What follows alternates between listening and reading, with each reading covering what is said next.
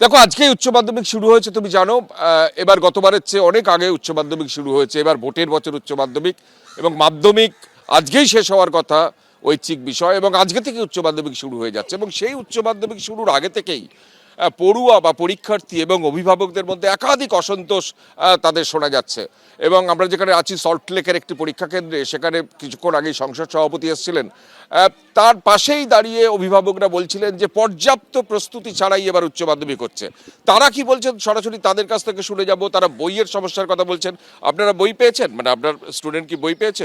বই পেয়েছে। আমাদের কম্পিউটার সায়েন্সের বইটা তো বেরিয়েছে জানুয়ারি সেকেন্ড উইকে। তো কবে পড়বে আর কবে এক্সামটা দেবে ওরা? ইংলিশ ভার্সান তো এই রকম। আর সিলেবাস হিউজ, সেইভাবে ওরা টাইম পায়নি। ওদের সিলেবাসটা শেষ করতে খুবই প্রবলেম হচ্ছিল। পরীক্ষা এগিয়ে এসছে, তো একটু সময় দেওয়া উচিত ছিল ওদের। আর বইগুলো একটু তাড়াতাড়ি বের করলে স্টুডেন্টরা উপকৃত হবে। জানুয়ারির সেকেন্ড উইকে বই বেরিয়েছে, আর ফেব্রুয়ারির সেকেন্ড উইকে পরীক্ষা।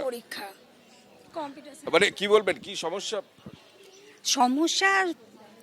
সমস্যার মধ্যেই বাচ্চারা এবার পরীক্ষা দিচ্ছে।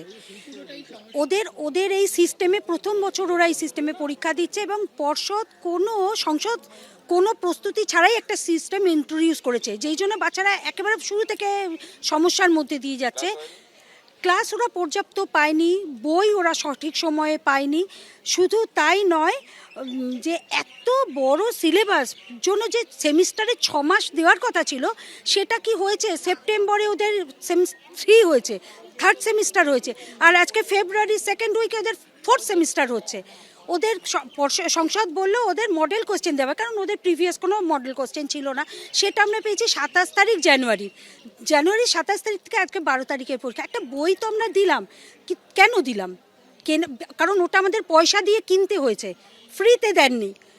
ওটা পয়সা দিয়ে কিনছে, কেন কিনলাম? প্রস্তুতির জন্য তো সময় পেলাম না, তাহলে কিনলাম কেন? আমরা কি সত্যি শুধু কেনার জন্যই কিনলাম না?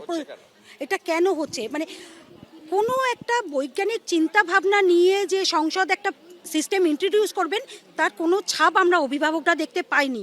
আপনার অভিজ্ঞতা কি? একদম আমারও সহমত তার সাথে। আমাদের বাচ্চাদের মানে জানুয়ারিতে বই পেলো, আর আজ ফেব্রুয়ারি থেকে 12 তারিখ দিয়ে এক্সাম শুরু হলো। মানে এটা একদম বাচ্চারা কোনো প্রস্তুতিই নেই, কোনো সিলেবাস শেষ হয়নি। সব থেকে বড় মানে সিলেবাস তো দেখুন, চাইলে 1 ঘন্টার মধ্যেও শেষ করা যায়, সেটা তো আর সিলেবাস না, ওদের তো রপ্ত হতে হবে সেই বিষয়ে। আমরা সরকারকে, পর্ষদকে এতটাই সমর্থন করি তাদের বিবেক বিবেচনায়, কিন্তু তারা এই বিষয়টা আরেকটু ভেবে দেখতে পারতো, বাচ্চাদের কথা ভেবে। কারণ ওদের নিউ সিলেবাস, আমরা পুরনো বই কালেক্ট করে ওদের পড়াতে পারিনি। ওরা জানুয়ারিতে বই পেলো, ফেব্রুয়ারি 12 তারিখ দিয়ে এক্সাম, কী করে সিলেবাস কমপ্লিট হবে? পর্ষদের বই পেলাম দিন 10 আগে। মানে এটা কিভাবে পসিবল জানি না। এরকমভাবে যদি আগামীতে এরকম চলতে থাকে, আগামী দিনে সরকারি স্কুলে পড়া খুব ঝুঁকিপূর্ণ। অন্যান্য মারাত্মক অভিযোগ করছেন, তুমি শুনলে সরাসরি মারাত্মক অভিযোগ করছেন অভিভাবকরা যে তারা বই পাননি, 1 মাস আগে বই হাতে পেয়েছেন।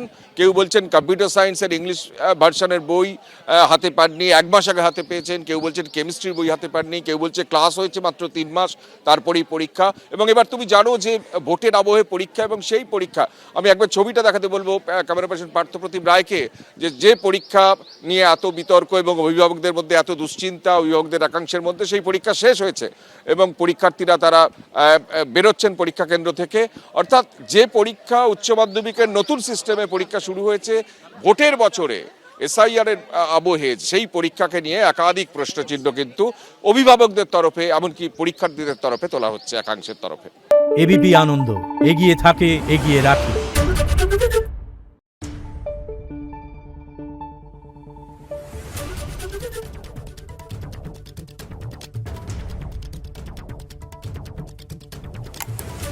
Thank you.